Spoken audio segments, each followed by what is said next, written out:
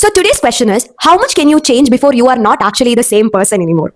Welcome to Philosophy in Pocket series, and today we are going to talk about this thought experiment called as the ship of Theseus. So the story goes that there was this mighty warrior and the king of Athens called Theseus, and he wanted to protect the children and people of Athens from this mighty beast called as Minotaur, and he wanted to slay it, and he did succeed. He emerged victorious, and he used this particular ship to come back and tell the people of Athens that he has emerged successfully. And what happened is the people of Athens were like, you know what, we have to remember this day and celebrate this day forever, so we are going to preserve this ship and take it every year for voyage.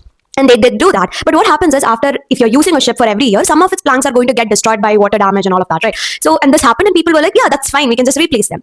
But this is when a philosopher called Plutarch was like, wait a minute, I have a question. And that question still has no answer today. And the question was, how much can we change the ship until it is not the original ship of Theseus anymore? Can we still call that as the ship of Theseus if every single plank of that ship was not the same anymore? So as I said before, there is no clear answer to this question. There are some philosophers who did give their input, and some people tried to expand what other philosophers said and apply that to the ship problem. So for example, Heraclitus, a philosopher, said that the only thing we can be sure about is there is constant change in the world, and the very fact that we want to keep seeing something as the same is our need to cling on to stability. So we have to accept the fact that it's not the same. So when we apply that to the ship problem, it just means that no, the ship is not the same, and we have to accept that everything is constantly changing. But on the other hand, Locke would say, no bro, identity is based on continuity of function and organization. So it basically means that as long as the ship serves the purpose or the function of what that ship is supposed to serve. So here it would be that it is meant to serve the function of remembering bravery or bringing the community together and celebrating, right? So in that scenario, the ship is doing its function. So even if the material changes, the ship is essentially doing the same function of what it was supposed to do, and hence it is still the ship of Theseus.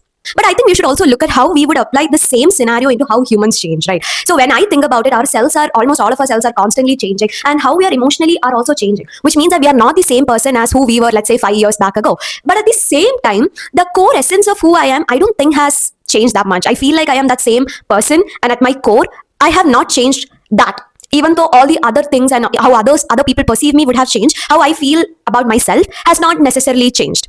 So I think my idea is a mix of both, that we are constantly undergoing change, but the essence of it remains the same. What do you guys think about this? This is at least what I think. I would love to know what you guys think. Okay, bye.